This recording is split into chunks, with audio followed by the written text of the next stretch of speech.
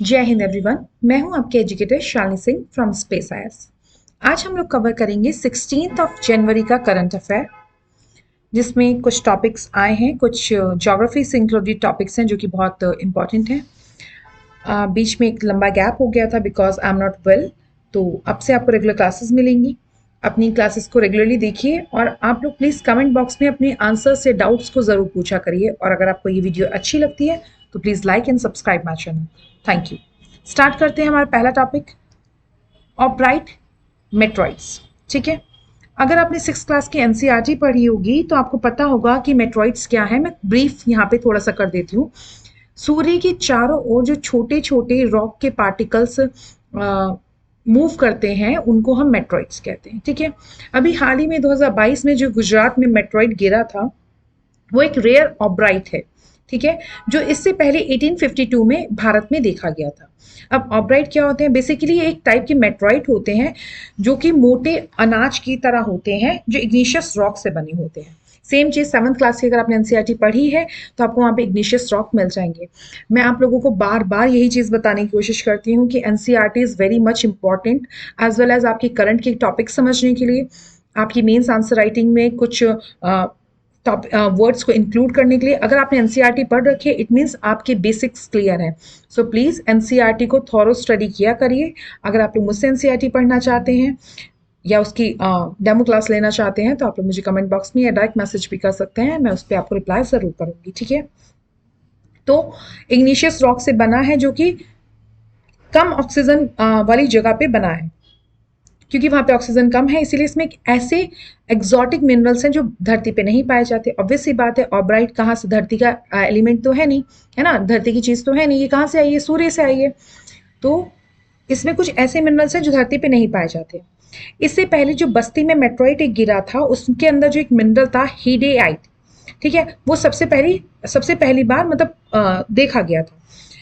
इससे पहले जो इसका नाम है ऑब्रिस मेट्रॉइट, ये फ्रांस में गिरा था 1836 में, वहीं से इसका नाम ऑब्रिस मेट्रॉइट रखा गया। ठीक है, अब लगभग 90% जो दियोदार मेट्रॉइट है वो ऑर्थोपोरिक्सीन, जो कि एक सिलिकेट की फॉर्म होती है जिसमें सिलिका की सिंगल चेन्स होती हैं, टेट्राहेड्रा, उससे बना है। ये जो टेट्राहेड्रा है, पॉलीमर चेन्स होती हैं, ये सब आप लोग 11th-12th की केमिस्ट्री में पढ़ेंगे तो आप लोगों को इसके मतलब आइडिया रहेगा कि क्या चीज़ें हैं। ओके,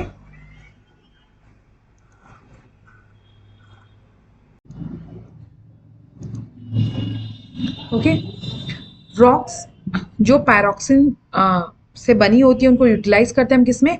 स्टोन को तोड़ने में। किस चीज़ के लिए? कंस्ट्रक्शन के लिए।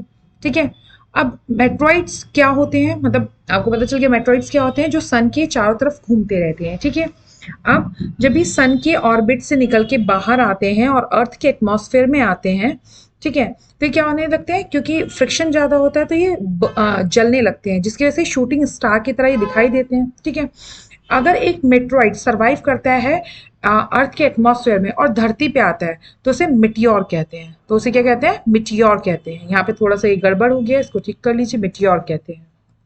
ठीक है, मतलब मेट्रॉइड क्या होता है? मेट्रॉइड का मतलब होता है कि एक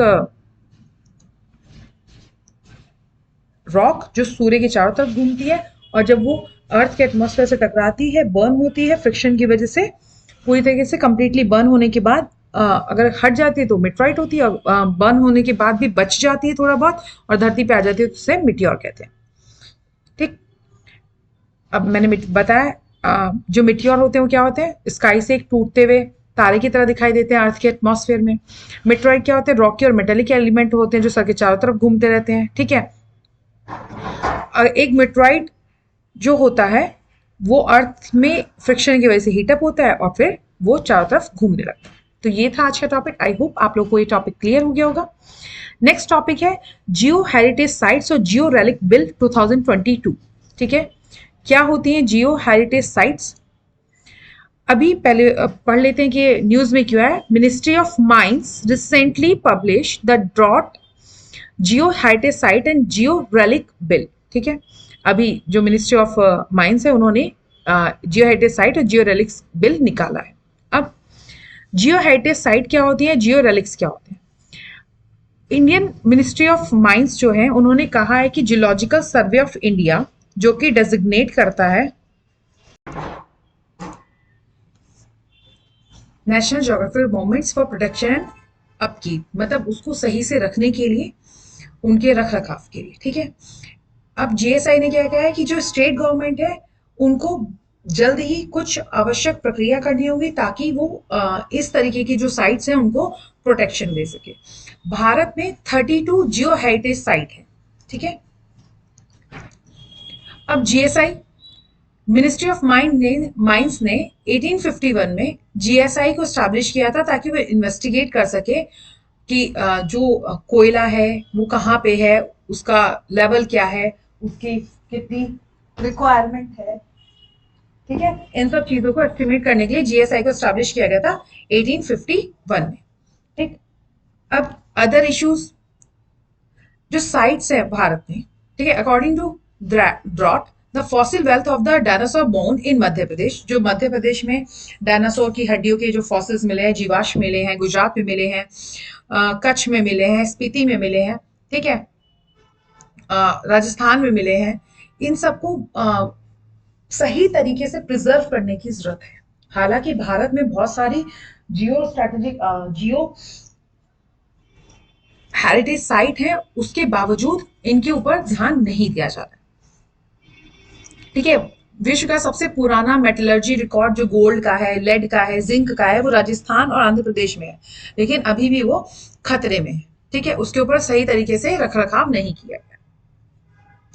ये जो बिल है ये इंडिकेट करता है, ठीक है, the bill indicates the notwithstanding the identification of this location there remain preservation concern, ठीक है। सिर्फ इनका पहचान करना ही जरूरी नहीं है, जरूरी है कि इनको सही तरीके से प्रिजर्व भी किया जा सके, ठीक है। अब भारत में उतने नियम कायदे कानून नहीं है कि इनको प्रिजर्व करें, इनको प्रोटेक्शन दें, इनका मेंटेनेंस रखें, इसीलिए ये जो साइट्स हैं जो ये खराब हो रही है नेचुरल और मैनमेड दोनों कारणों से, ठीक है। सबसे बड़ा कारण क्या है? पॉपुलेशन, लगातार हमारी पॉपुलेशन बढ़ती जा रही है, ठीक है। और जो हमारा सोशल इकोनॉमिक कंडीशन है वो भी मतलब भाई अब पॉपुलेशन बढ़ेगी तो उसका समाज बढ़ेगा, उसकी इकोनॉमिक कंडीशन बढ़ेगी, ठीक है। ये सब चीजें इस कंडीशन को और ज्यादा डिटोरिएट कर रही हैं, ठीक है। अब एम क्या है? The purpose of the bill is to declare, preserve, protect and maintain geo heritage site and geo relic of national significance of for geological studies, teaching, research and public awareness, ठीक है। Study के लिए, research के लिए और public awareness के लिए, इन सब चीजों के लिए बहुत जरूरी है। Definition, draft bill defines geo heritage site as, ठीक है। जियो हेरिटेज साइट क्या होती हैं इस बिल के according? Sites containing Jio relics, phenomena, strategic type sections, geological structure and geomorphic landforms including cave, natural rock sculptures of national and international interest, ठीक है। ऐसी साइट जहां पे जियो स्ट्रेटेजिक ग्राफिक कंडीशंस हो, मतलब कोई गुफाएं हो, कुछ ऐसे रॉक स्कल्पचर्स हो जिनकी राष्ट्रीय अंतर्राष्ट्रीय इंपॉर्टेंस हो, कुछ ऐसे जमीन के टुकड़े हो, ठीक है। तो उन सब चीजों के ऊपर जो होता है उसे जियो हेरिटेज साइट कहा जाता है। अब जियो रेलिक साइट क्या है? एनी रेलिक, कोई भी ऐसा रेलिक या मटेरियल ऑफ जियोलॉजी सिग्निफिकेंस और interest like sediments, rock, mineral, meteoroids और फॉसिल, ठीक है। कोई भी जो रॉक है, मिनरल है, या जो मेट्रॉइड से गिरे हुए हैं, ठीक है, अभी हमने और ब्राइट्स पढ़े थे वो है, ठीक है, या फिर जीवाश्म है, उन सबको जो इनके मटेरियल्स होते हैं वो किसमें आते हैं? जियो रेलिक्स में। रेलिक्स मतलब अवशेष में। The GSI will have the power to acquire georelics for its preservation and maintenance. ये जो आपकी जीएसआई है, इसको ये अधिकार है कि जियोरेलिक्स को प्रिजर्वेशन और मेंटेनेंस के लिए अपने अधिकार में, अपने संरक्षण में ले सके। अब सेंट्रल गवर्नमेंट का क्या रोल होता है? The bill would authorise the central government to declare a geo heritage site to be a national importance. ये बिल जो है ये सेंट्रल गवर्नमेंट को ऑथराइज करता है कि किसी भी जियो हेरिटेज साइट को राष्ट्रीय महत्व की घोषित कर सकती है। 2013 में जो fair compensation, transparency in land acquisition, rehabilitation, resettlement act आया था, उसके अनुसार ये कहा गया था, ठीक है। अब प्रॉब्लम क्या आ रही है? In a public notice published in an official gazette, the government will specify the territories it intend to acquire and objection might be filled within 2 months. ठीक है, प्रॉब्लम क्या है? भाई जो टेरिटरी गवर्नमेंट को एक्वायर करनी है उसके बारे में उसे बताना पड़ेगा और उसके अगेंस्ट दो महीने के अंदर इसके अगेंस्ट आप लोग PIL मतलब फाइल कर सकते हैं। Compensation to the land owner, Provision is made for the compensation to the owner or occupier of the land who incurs loss or damage for the land due to the exercise of any power under this act. भैया मान लीजिए किसी का एक खेत है, किसी की जमीन है, किसी का घर है जहाँ पे इस तरीके के अवशेष मिले, तो अब वो तो अपनी जमीन खो देगा ना, क्योंकि इसे गवर्नमेंट एक्वायर करी, तो इसके बदले से मुआवजा या फिर कंपनसेशन मिलना चाहिए। अब निषेध, बिल प्रोहिबिट्स द कंस्ट्रक्शन, ठीक है, बिल क्या कहता है, कंस्ट्रक्शन नहीं होनी चाहिए, रिकंस्ट्रक्शन नहीं होनी चाहिए, रिपेयर नहीं होनी चाहिए, रिनोवेशन नहीं होना चाहिए, ठीक है, किसी भी बिल्डिंग का जो कि जियो हेरिटेज साइट है। The use of such area or any other purpose will exception of construction for preservation and care of geoheritage site necessary public work, ठीक है, जितना उसके लिए जरूरी है, उसको प्रिजर्व करने के लिए उतना ही कार्य उस पर, एक्स्ट्रा कंस्ट्रक्शन, उसका रिनोवेशन नहीं किया जा सकता है। क्यों? क्योंकि वो एक संपदा है। अब दंड क्या है? इसमें दंड है कि अगर ऐसा कोई व्यक्ति जो वहां से हटाता है, डिस्ट्रक्शन करता है या फिर वहां पे गलत कुछ चीज करता है, तो उसको 5 लाख रुपए या फिर 6 महीने की सजा तक हो सकती है, ठीक है। और अगर ऐसा होता है तो प्रतिदिन 50,000 रुपए के हिसाब से उसके ऊपर फाइन लगता रहेगा। अब कंसर्न्स क्या है? Issue of distribution of power, सबसे बड़ी प्रॉब्लम इसमें डिस्ट्रीब्यूशन ऑफ पावर के, the need for the preservation of such site and particular law for them have been felt long ago. भाई अगर इस तरीके की बात है तो इन सब चीजों को प्रिजर्व करने के लिए कानून बहुत पहले से ही बन जाना चाहिए था, जो कि अभी नहीं बना है, ठीक है। But a science article points out there are concern over the distribution of power as mentioned bill. भाई किसके पास ज्यादा अधिकार है, किसके पास ज्यादा शक्ति है, कौन इस पे कायदे से काम कर सकता है, अब ये कौन बताएगा, ठीक है। तो इसमें डिस्ट्रीब्यूशन ऑफ पावर की प्रॉब्लम है। इश्यू विद लोकल कम्युनिटीज, अब भाई जिस जहाँ पे मान लीजिए ये सब चीजें मिली हैं, वहाँ की जो लोकल कम्युनिटी है, जो आप उसकी लैंड लेंगे तो उसके साथ भी बहुत सारे इश्यूज आएंगे। Need for more inclusive body, ठीक है, कुछ एक ऐसी समावेशी हमें एक बॉडी की जरूरत हो, एक इंक्लूसिव ऐसी बॉडी की जरूरत है जो पूरे मुद्दे को गहन अध्ययन करे, उसके ऊपर राइट पॉलिसी करे और राइट इम्प्लीमेंटेशन भी करे, ठीक है। अब वे अहेड, आगे के लिए सुझाव क्या है? Given the premium for the land and Indian economic needs, there will be a conflict over a question of preservation and livelihood. But any legislation must endeavor to balance between forces and enable consequences. भाई कोई कहता है कि संरक्षण करना ज्यादा जरूरी है या फिर हम लोगों के लिए जीवन ज्यादा जरूरी है, ठीक है। तो कोई भी कानून, जो भी कानून बने, वो कानून ऐसा होना चाहिए जो इन दोनों फोर्सेस के बीच में एक बैलेंसमेंट करके चले, ठीक है। तो ये थी आज की न्यूज। आई होप आप सब लोगों को क्लियर हो गई होगी। अगर कुछ डाउट है तो आप लोग कमेंट बॉक्स में पूछ सकते हैं, ठीक है। नेक्स्ट न्यूज है इंडियाज अर्बन प्लानिंग, ठीक है। क्यों आया है न्यूज में? India's urban planner have recently emphasized importance of multi-generational process for India's urban journey, ठीक है। क्या हो रहा है, भारत में जो जनसंख्या है वो तेजी से बढ़ रही, और तेजी से बढ़ती हुई जनसंख्या में हमारे पास यूथ भी सबसे ज्यादा है और एम्प्लॉयमेंट अपॉर्चुनिटी भी शहरों में ज्यादा है, तो शहरों की तरफ लोगों का झुकाव या बढ़ाव ज्यादा होता जा रहा है, ठीक है। Urban planning has become necessary as a result of recent Joshimath event, ठीक है। अभी जो जोशीमठ में इवेंट हुआ था उसके एक एक्वाफायर की वजह से, एक टनल में जो बोरिंग मशीन ने लॉस किया था, उसकी वजह से हम हर सेकेंड 800 लीटर पीने का पानी खो रहे थे। ये बहुत बड़ा अमाउंट है, जहाँ पे लोगों के पास 1 लीटर पीने का पानी नहीं है, विदर्भ और महाराष्ट्र जैसे क्षेत्र में वहां पे 800 लीटर प्रति सेकेंड हम लोग खो रहे थे, ठीक है। अब जो इंसिडेंट्स हो रहे हैं अर्बन एरिया में वो लगातार बढ़ते चले जा रहे हैं, मतलब हर जगह या तो सबसिडेंस हो रहा है या फिर लैंडस्लाइड हो रही है। क्यों? ओवर पॉपुलेशन की वजह से। जब मैंने आपको लास्ट टाइम आर्टिकल पढ़ाया था हिमालय इन क्राइसिस, तब भी मैंने ये चीजें समझाई थी कि पहाड़ी क्षेत्र बहुत संवेदनशील होते हैं, ठीक है।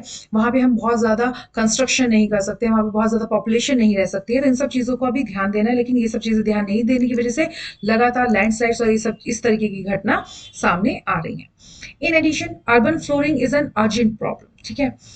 मतलब अब भैया शहरों में जो लोगों का एकदम से बढ़ाव आ रहा है, बहुत ही ज्यादा प्रॉब्लम है। इसको इसको सुलझाव देना बहुत जरूरी है, मतलब इसमें सही इम्प्लीमेंटेशन होना बहुत जरूरी है, ठीक है। और भारतीय शहरों को फ्लड प्रूफ बनाना है, मतलब एकदम से इतना सारा जब उसमें लोग आ रहे हैं तो उन सब चीजों को बैलेंस करके उनके अकॉर्डिंगली यहाँ पे पॉलिसीज बनाना बहुत जरूरी है।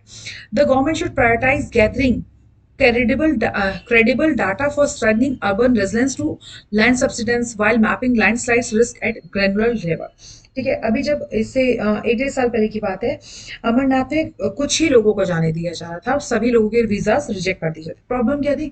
वो बहुत ही सेंसिटिव जोन है, अब उसमें मैक्सिमम पॉपुलेशन वहां पे पहुंच जाएगी तो पॉपुलेशन बर्डन की वजह से बहुत सारी चीजें हो सकती है। तो हमें एक क्रेडिबल डाटा लाना है जिससे हम मजबूत कर सकें अर्बन रेजिलेंस को, ठीक है, ताकि भूस्खलन और इस तरीके की चीजें कम हो सके। इन एडिशन जो इनकॉर्पोरेटिंग एनवायरमेंटल प्लानिंग, हमें पर्यावरण के मद्देनजर रखते हुए करना चाहिए। भाई अब अर्बन प्लानिंग का मतलब क्या है, नए शहरों में ज्यादा पॉपुलेशन आएगी तो ज्यादा घर बनेंगे, ज्यादा घर बनने के लिए लैंड साफ करना पड़ेगा, लैंड साफ करने के लिए तो एग्रीकल्चर लैंड कम हो गया तो फॉरेस्ट लैंड कम होगा। इन सब चीजों को हमें एनवायरमेंट की पर्सपेक्टिव को भी ध्यान में रखते हुए करना है, ठीक है। Importance of urban planning for India, ठीक है, क्या इंपॉर्टेंस है। मैनेजिंग अर्बन ग्रोथ बहुत जरूरी है। ये जो एकदम से बहाव की तरह लोग शहरों में भागते हैं, दिल्ली आप देखते हैं कितनी छोटी सी जगह है, वहां पे इतने अ, मतलब लाखों लोग रहते हैं। दिल्ली में गाड़ी खड़ी करने की जगह नहीं है, ट्रैफिक इतना ज्यादा है, एयर क्वालिटी खराब होती जा रही है। क्यों? पॉपुलेशन बहुत ज्यादा है और कुछ अगल बगल की एरिया उसके ऐसे पड़ जाती है, ठीक है। इंप्रूविंग क्वालिटी ऑफ लाइफ, अगर हम सही से अर्बन प्लानिंग नहीं करेंगे, लोगों के पास पीने के लिए पानी नहीं होगा, रहने के लिए घर नहीं होगा, तो उनकी क्वालिटी ऑफ लाइफ बहुत ही ज्यादा डिग्रेड हो जाएगी। हमें वाटर, सैनिटेशन, हेल्थ केयर, इन सब फैसिलिटीज को भी बहुत अच्छे से ध्यान में रखना है। Promoting economic growth, urban planning क्या करती है, इकोनॉमिक ग्रोथ को सपोर्ट तो करती है, ठीक है, जैसे ट्रांसपोर्टेशन इंफ्रास्ट्रक्चर बढ़ता है, आपका बिजनेस एरिया आपका बढ़ता है, ठीक है। एनहेंसिंग एनवायरमेंटल सस्टेनेबिलिटी, बहुत जरूरी है कि पर्यावरण स्थिर रहे, पर्यावरण सस्टेनेबल रहे, ठीक है। ऐसा ना हो हमने सारे संसाधनों को आज ही उपभोग कर लिया, आगे 10 साल 15 साल बाद उस शहर में कुछ बचा ही नहीं, तो वो शहर कैसा हो जाएगा, खंडर। तो ऐसा नहीं होना चाहिए, ठीक है। आप लोग ये मैप देख सकते हैं, इस मैप में कुछ आप लोग को सजेशंस दे रखे हैं कि किस तरीके से काम होगा, कैसे काम होगा, ठीक। Next, challenges of urban planning India. अब अर्बन प्लानिंग में सबसे बड़ी प्रॉब्लम क्या है, रैपिड अर्बनाइजेशन। इतनी तेजी से शहरों की तरफ लोग भाग रहे हैं कि भाई अब मकान बनने में, सैनिटेशन फैसिलिटीज आने में, शौचालय बनने में समय लगता है, लेकिन लोग इतनी तेजी से शहरों की तरफ भाग रहे हैं कि सबसे बड़ी प्रॉब्लम तो शहर में रहने वाले लोगों की रिक्वायरमेंट को पूरा करना ही है। लैक ऑफ एडिक्वेट इंफ्रास्ट्रक्चर, सबसे बड़ी प्रॉब्लम। इसके बाद सबसे बड़ी प्रॉब्लम क्या आ रही है, हमारे पास इंफ्रास्ट्रक्चर ही उतना अच्छा नहीं है। हम लोग 100 लोगों के लिए इंफ्रास्ट्रक्चर रखते हैं, ऑलरेडी वहाँ पे 250 हैं, अब लगातार वो बढ़ते बढ़ते 400 होते जा रहे हैं। तो 100 के इंफ्रास्ट्रक्चर में 400 लोगों की पूर्ति होना बहुत मुश्किल चीज है, ठीक है। तो हमको इस चीज को भी कंसिडर करके रखना है।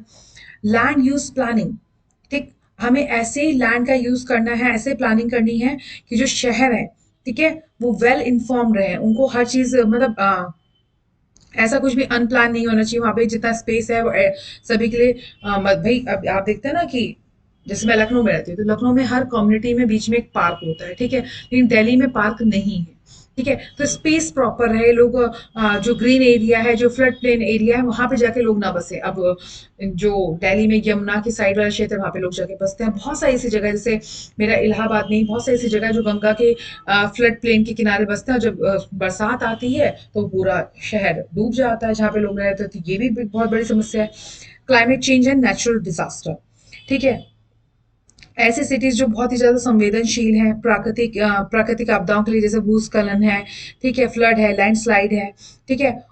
इन यहाँ पे जो जलवायु का परिवर्तन हो रहा है, ये और भी गंभीर रूप से होता जा रहा है, ठीक है। इसलिए बहुत जरूरी है कि हम शहर मतलब अर्बन प्लानिंग बहुत तमीज से करें, सारे पहलुओं को देखते हुए करें, ठीक है। अब एक चीज और है, पॉलिटिकल इंटरफेरेंस और करप्शन। इन दो चीजों की वजह से जो प्लानिंग है वो सही तरीके से ना तो इम्प्लीमेंट हो पाती है और ना ही पॉलिसीज बन पाती हैं, ठीक है। दूसरी बात, पब्लिक भी उसमें पार्टिसिपेट नहीं करती है, ठीक है, मतलब वो उसको ट्रस्ट ही नहीं है, ठीक है। उसको लगता है कि जबरदस्ती इस शहर में क्यों आ रहे हैं, लेकिन ऐसा नहीं है, अपॉर्चुनिटी सबको चाहिए।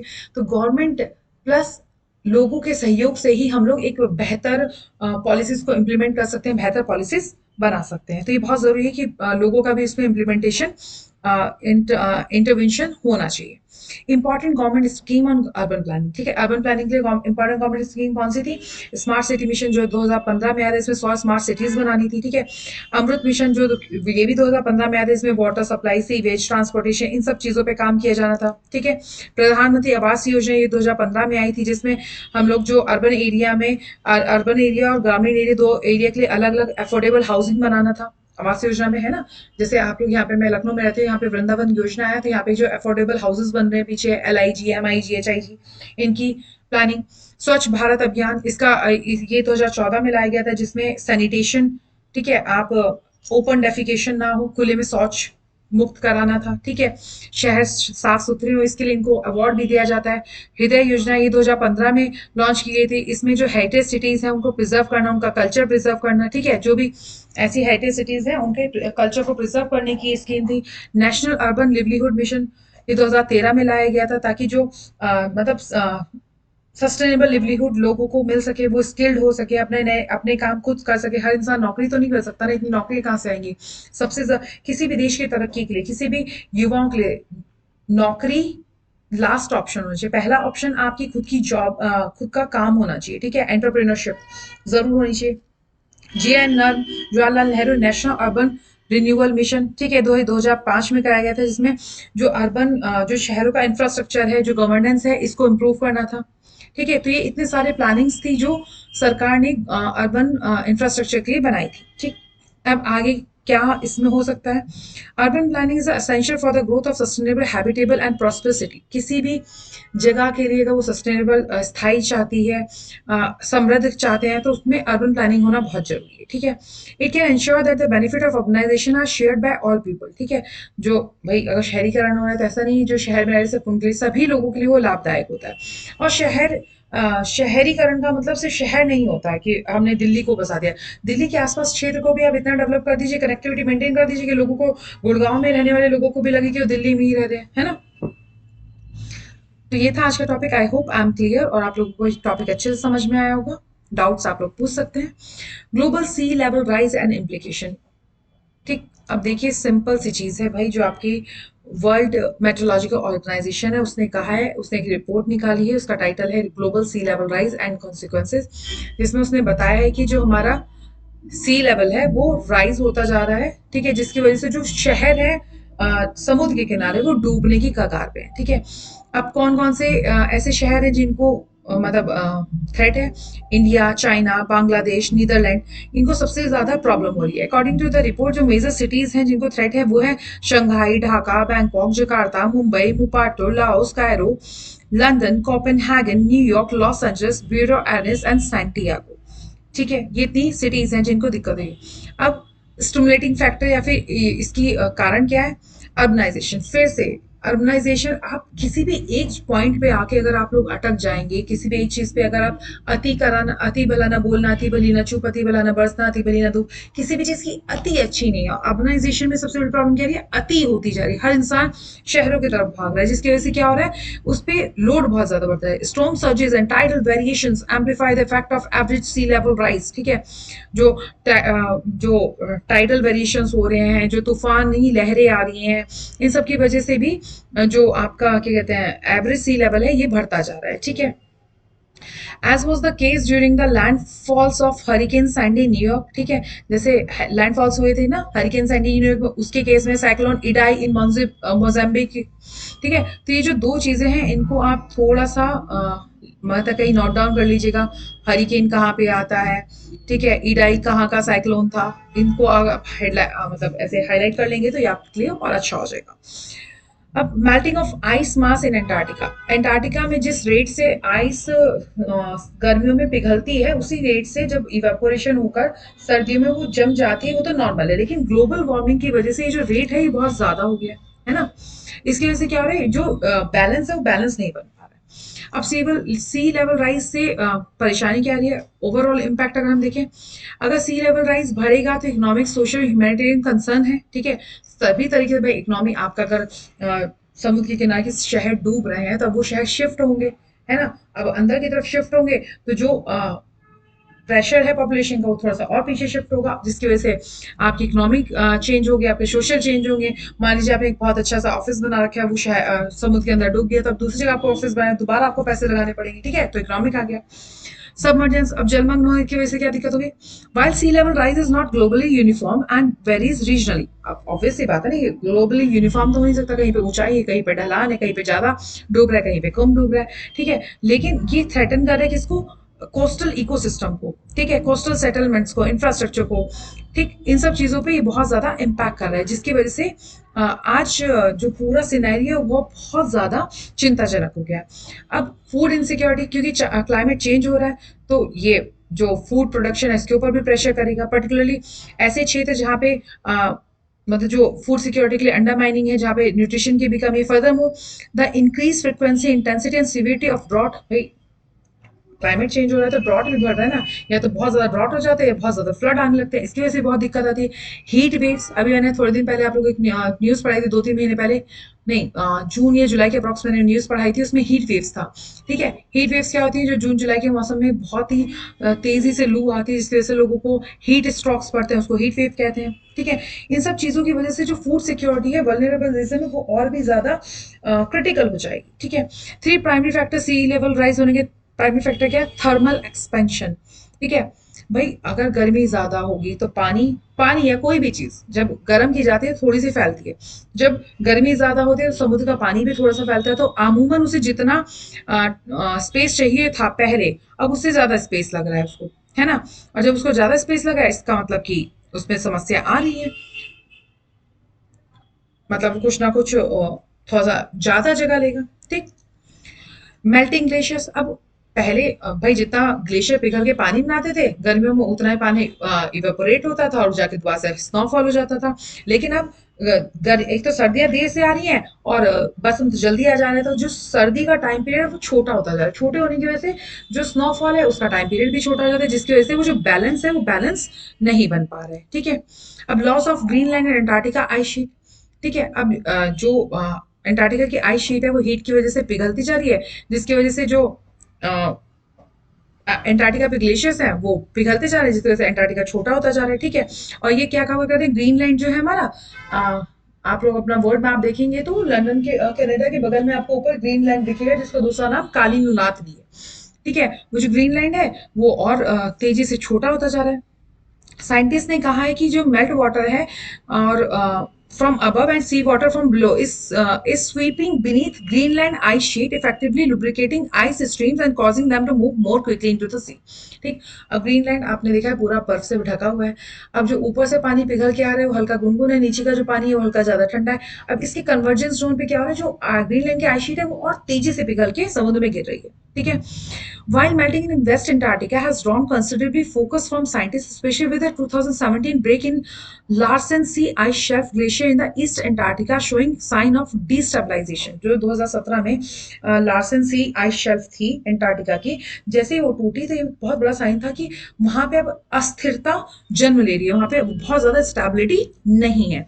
अब आगे के सुझाव क्या हो सकते हैं, जो अर्बन सिस्टम है ये बहुत ज्यादा आप कह सकते हैं महत्वपूर्ण है। ठीक है, interconnected places for enable climate resilient development, particularly along the coast, जो तट की किनारी है वहाँ पे बहुत ज़रूरी है कि हम इस तरीके से अर्बन प्लानिंग करें कि वहाँ पे जो भी समस्या है उनका हम समाधान कर सकें। ठीक, और अर्बन प्लानिंग एक बहुत क्रूशल इशू है, अगर इस पर सही पॉलिसीज बना के इम्प्लीमेंटेशन नहीं किया गया तो एक समय आ सकता है कि हमारे पास रहने योग्य जो लैंड है वो रिड्यूस होता चला जाए। ठीक है,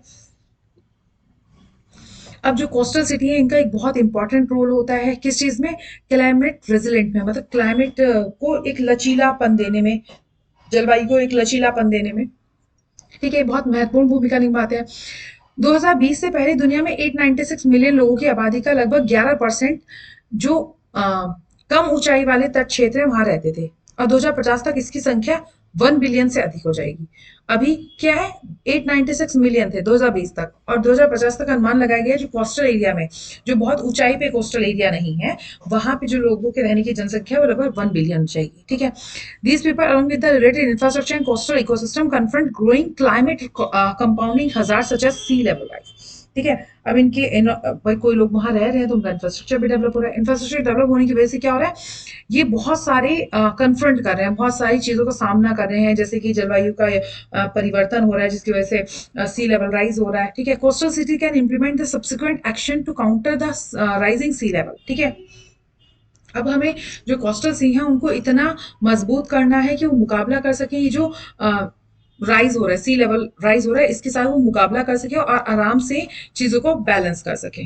ठीक है, क्या करना है, या तो हम सी वॉल लगा दें। ठीक है, मतलब समुद्र के किनारे किनारे ऊंची ऊंची 80 फीट 100 फीट ऊंची ऊंची हम लोग समुद्री दीवार लगा दें। ठीक है, ऊंची ऊंची रोड बना दे, बीच बना दे, बैरियर बना दे। ठीक है, सीवेज सिस्टम को और अपग्रेड कर दें।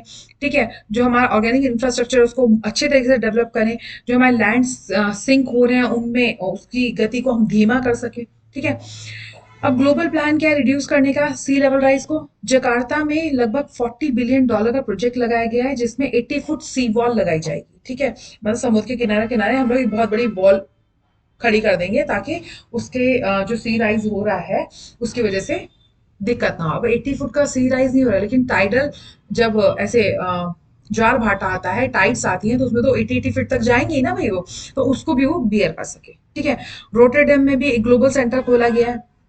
ठीक, डच सिटी जो है वहाँ पे एक बैरियर्स ड्रेनेज बनाए जा रहे हैं। ठीक है, ताकि जो वाटर स्क्वायर्स बनाए जा रहे हैं और टेम्पररी पाउंड बनाए जाए ताकि जो जल के ऊपर होने की समस्या है इसको घटाया जा सके। ठीक, तो ये था आज का टॉपिक। आई होप आप लोग को ये चीजें समझ में आ रही होंगी कैसे हम इसको एनवायरनमेंट से, अपने अर्बन इंफ्रास्ट्रक्चर को एनवायरनमेंट से, इकोनॉमिक्स से, सोशल से, पॉलिटिक्स से कनेक्ट कर सकते हैं। नेक्स्ट टॉपिक है वैकेंट डिप्टी स्पीकर पोस्ट। आप लोगों को पता होगा स्पीकर कहाँ होते हैं, जैसे कि सभी लोग ने मुझे कमेंट बॉक्स में लिख के बता ही दिया है कि स्पीकर हमारे किस आर्टिकल में आता है। अभी सुप्रीम कोर्ट में एक पीआईएल फाइल की गई जिसमें बताया गया है कि राजस्थान, उत्तराखंड, मध्य प्रदेश, उत्तर प्रदेश और झारखंड में डिप्टी स्पीकर की पोस्ट खाली है। ठीक है, अब a bench requested submission to PIL claiming that the absence of deputy speaker in 17th Lok Sabha is contrary to the letter and spirit of the constitution। जो PIL आई है उसमें bench ने कहा है कि हाँ ये बिल्कुल सही है, ये संविधान की भावना या संवेदना या फिर उसके इंप्रेशन के बिल्कुल अगेंस्ट जा रहा है, जो कि हमने डिप्टी स्पीकर को नहीं डाला है। पीएल में कहा गया कि आर्टिकल 93 और 178 में कॉन्स्टिट्यूशन में बताया गया है कि स्टेट लेजिस्लेचर को जरूरी है एक डिप्टी स्पीकर की पोस्ट को रखना। यूनियन गवर्नमेंट ने कहा है कि अभी जो वैकेंसी है डिप्टी स्पीकर की उस पे हम लोग चर्चा कर सकते हैं। उन्होंने कहा है कि अभी जो ट्रेजरर बेंचेस हैं उसमें कोई अर्जेंट नीड नहीं है डिप्टी स्पीकर की, क्योंकि अभी जैसे कि पहले काम चल रहे थे अभी भी सेम उसी तरीके से काम चल रहे हैं, किसी भी काम में कोई बाधा नहीं आई है। ठीक है, डिप्टी स्पीकर का काम क्या होता है, जब स्पीकर नहीं है तब डिप्टी स्पीकर स्पीकर का काम करता है। अब इसका हिस्टोरिकल बैकग्राउंड क्या है। डिप्टी स्पीकर की जो पोजीशन है वो 1921 में government of India act 1990 Montagu Chelmsford reform के साथ जोड़ी गई थी। 1921 में गवर्नर जनरल ऑफ इंडिया ने नॉमिनेट किया था सचिदानंद सिन्हा को first deputy speaker of central legislative assembly. अब आप लोगों के लिए इंपॉर्टेंट हो जाता है कि सचिदानंद सिन्हा का रोल फ्रीडम फाइटिंग में क्या है उसको आप थोड़ा सा देख लें, ताकि आप लोग के लिए अगर क्वेश्चन आए तो आप लोग उससे रिलेटेड हो। देखिए ये न्यूज क्या है, डिप्टी स्पीकर की पॉलिटी केस में हिस्टोरिकल बैकग्राउंड में जा रहे हैं तो आपको एक पर्सनालिटी भी मिल रही है। ठीक है, अब कॉन्स्टिट्यूशन प्रोविजन क्या है डिप्टी स्पीकर को का।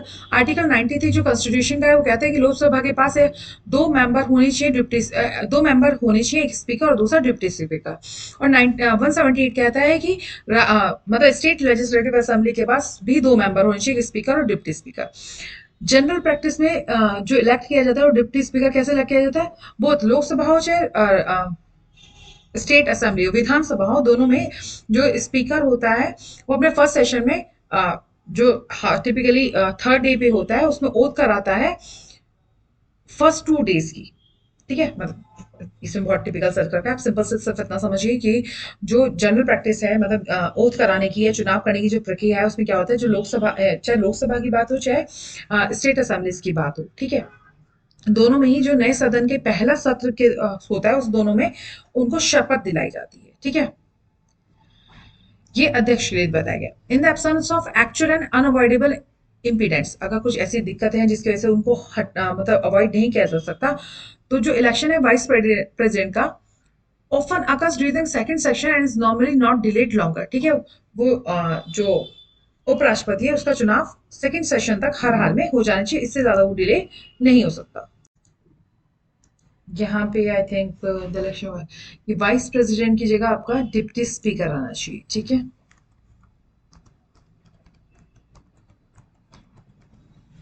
ये डिप्टी स्पीकर है। ठीक है, तो जो डिप्टी स्पीकर की चुनाव होता है वो सेकंड सेशन तक हर हाल में हो जाना चाहिए, इसके बाद ये टल नहीं सकता। जो लोकसभा का रूल्स ऑफ प्रोसीजर एक बुक है जिसमें code of conduct of business होता है, उसके रूल नंबर 8 में लिखा हुआ है कि जो डिप्टी स्पीकर का इलेक्शन है वो बहुत जरूरी है, must held on the date determined by the speaker, और ये उस दिन हो जाना चाहिए जिस दिन स्पीकर ने कहा है कि इनका इलेक्शन होना चाहिए। Deputy speaker is elected once the house pass a motion presenting his name. ठीक है, डिप्टी स्पीकर का चुनाव होता है जब हाउस क्या करता है, एक मोशन पास कर देता है term of office of deputy speaker, जैसे स्पीकर होता है सेम वैसे ही डिप्टी स्पीकर का भी टर्म होता है, बहुत राज्यसभा, लोकसभा, विधानसभा। However, he may relinquish his position sooner in one of the following condition.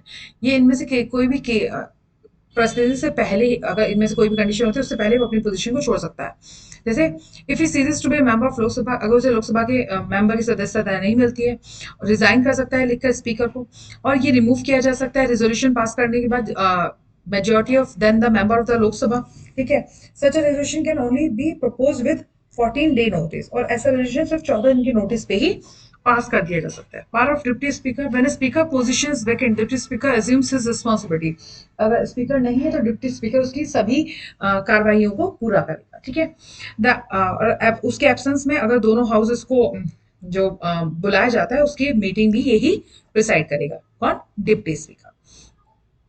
इसको लोकसभा में बात करने की, प्रोसीजर्स में भाग लेने की, वोट देने का पूरा अधिकार होता है। ठीक है, अब इसके बारे में कुछ तथ्य। Whenever deputy speaker is appointed as committee member, ठीक है, जो डिप्टी स्पीकर जब कमिटी मेंबर के तौर पे अपॉइंट किया जाता है तो ऑटोमेटिकली उसका चेयरमैन बन जाता है। ठीक है, फिर से यहाँ पे डिप्टी स्पीकर की जगह इन्हों वाइस प्रेसिडेंट लिख दिया गया है। ये होगा the deputy speaker is not subordinate to the speaker. ठीक है, मतलब उससे नीचे नहीं होता, उसके साथ भी नहीं होता, उसी के बराबर होता है।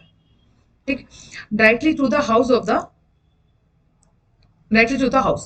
When the speaker is presiding over the house, the deputy speaker has same status as any other member. और जब स्पीकर, देखो जब स्पीकर नहीं है तो डिप्टी स्पीकर स्पीकर की तरह काम करे, और जब स्पीकर है तो डिप्टी स्पीकर जितने भी अदर मेंबर ऑफ पार्लियामेंट है उन्हीं की तरह या उन्हीं की पावर्स को एंजॉय करता है। ठीक है, can the court intervene in cases of delay in election of deputy speaker, क्या कोर्ट इसमें मतलब बोल सकता है? बिल्कुल बोल सकता है।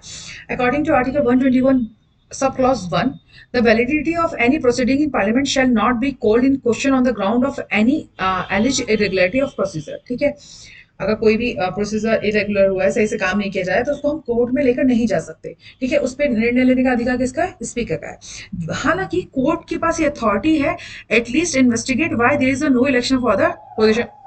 ठीक है, वो बोल तो नहीं सकता, लेकिन इसके पास ये अथॉरिटी की वो कम से कम ये देख सके भैया इलेक्शन हो क्यों नहीं रहा है, कारण क्या है, प्रॉब्लम क्या आ रही है। ठीक है, ये था आज का आपका टॉपिक। आई होप क्लियर हो गया। इसमें सचिन सिन्हा इंपॉर्टेंट है, आर्टिकल 122 सब क्लॉज 1 बहुत इंपॉर्टेंट है। पूछा जाता है क्या लोकसभा की प्रोसीडिंग में कोर्ट इंटरवीन कर सकता है? नहीं, इंटरवीन तो नहीं कर सकता, लेकिन हाँ ये देख सकता है कि ऐसा क्यों नहीं हो रहा है, मतलब उस पर रिकमेंडेशन नहीं दे सकता, लेकिन कम से कम इन्वेस्टिगेट कर सकता है। ठीक है, नेक्स्ट है मार्बर्ग वायरस डिजीज। ठीक है, अब वायरस डिजीज है तो ऑब्वियस सी बात है कहीं सहारा वारा अफ्रीका के देश की होगी। एग्जैक्टली, अभी न्यूज में आया कि इक्वेटोरियल गुनिया में पहली बार एपिडेमिक, फिर से एक आउटब्रेक हुआ है, फिर से एक महामारी फैली है मार्बर्ग वायरस की, जिसमें क्लेम किया गया है कि लगभग 9 लोगों की मृत्यु हो गया है। मार्बर्ग वायरस है क्या?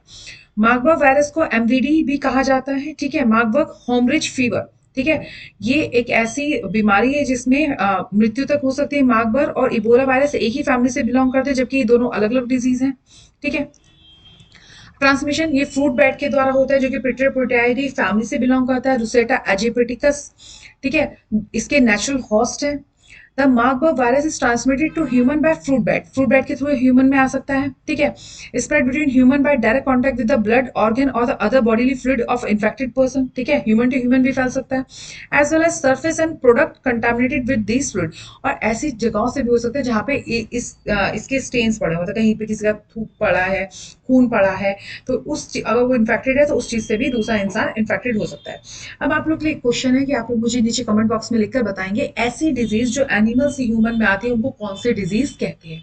अब इसका ट्रीटमेंट क्या है? अभी तक कोई भी इसका ट्रीटमेंट नहीं निकला है, but rehydration treatment to elevate symptom can improve the chances of survival. अगर आप उसे पूरी तरीके से पोषित रखेंगे, मतलब पूरी तरीके से उसके अंदर पानी की कमी नहीं होगी, तो चांसेस है कि उसकी मृत्यु ना हो। ये थी आज की अपनी न्यूज। आई होप हम क्लियर होंगे। रिवर सिटीज अलायंस क्या है? River cities alliance national mission for clean Ganga और national institute of urban affair ने Dhara the annual gathering of the river city alliance अभी हुआ है, जिसमें धारा की फुल फॉर्म क्या है, driving holistic action for urban river, जो शहरी रिवर उन पे होलिस्टिक एक्शन बनाना। ठीक है, साथ में सीखना और मेथड को डिस्कस करना ताकि हम लोग मैनेज कर सके लोकल वाटर रिसोर्स को, पानी की समस्या को पूरी तरीके से हम लोग मैनेज कर सके। रिवर सिटी अलायंस क्या, रिवर सिटी अलायंस 2021 में स्टैब्लिश किया गया था। पूरे भारत की रिवर सिटीज को जितने भी पॉलिसीज बनेंगी, उसकी सस्टेनेबिलिटी होगी, उसकी नॉलेज के बारे में एक्सचेंज करने के लिए ये एक अलायंस बनाया गया था। इसमें वो सभी गंगा आएंगी जो गंगा बेसिन में आती है और आउटसाइड गंगा बेसिन में आते हैं, वो सभी सिटीज आएंगी। रिवर सिटी अलायंस ये फर्स्ट अलायंस है अपने ही तरह का पूरे विश्व में जो रिप्रेजेंट करता है एक effective relationship between what, ministry of जल शक्ति एंड हाउसिंग अफेयर। ठीक है, जो आपकी जल शक्ति है, मिनिस्ट्री ऑफ वाटर रिसोर्स जो था पहले, और अभी जल शक्ति है उसका, और शहरों में हाउसिंग अफेयर, इन दोनों के बीच का एक स्ट्रॉन्ग रिलेशनशिप डेवलप करती है। भाई देखिए, नदियों से ही तो हम पानी पीते हैं। ठीक है, तो अगर नदियों के बारे में जानकारी कैसी है, कहाँ पे है, कितना पानी है, कहाँ से फ्लड आ रहा है, कहाँ से नहीं आ रहा है, हम इस चीज को अगर हाउसिंग मिनिस्ट्री के साथ कंबाइन करके चलेंगे तो हमको लगता है कि जो पीने की समस्या है इसको हम बहुत हद तक कवर कर सकते हैं। The alliance focuses on the 3 primary themes. ठीक है, networking, capacity development and technical assistance. ठीक, इन 3 चीजों पे वो लोग प्राइमरी फोकस करेंगे। आई होप मैंने आप लोगों को समझा दिया और आप लोगों को चीजें क्लियर हो गई होंगी। आप में से बहुत सारे लोग मुझे कमेंट बॉक्स में रिप्लाई भी करते हैं, बहुत सारे लोग नहीं भी करते हैं। अगर आपको लगता है कि ये न्यूज़ आपके लिए अच्छी है तो please do watch the full episode first. इसकी पीडीएफ आपको मेरी वेबसाइट पे मिल जाएगी, वेबसाइट की जो डिस्क्रिप्शन है आपको फर्स्ट पेज पे मिल गए होंगे। फिर मैं बता देती हूँ www.spaceis.in मेरा वेबसाइट लिंक है। ठीक है, और अगर आपको अच्छा लगता है तो please like and subscribe and follow for the more. Thank you. जय हिंद, जय भारत।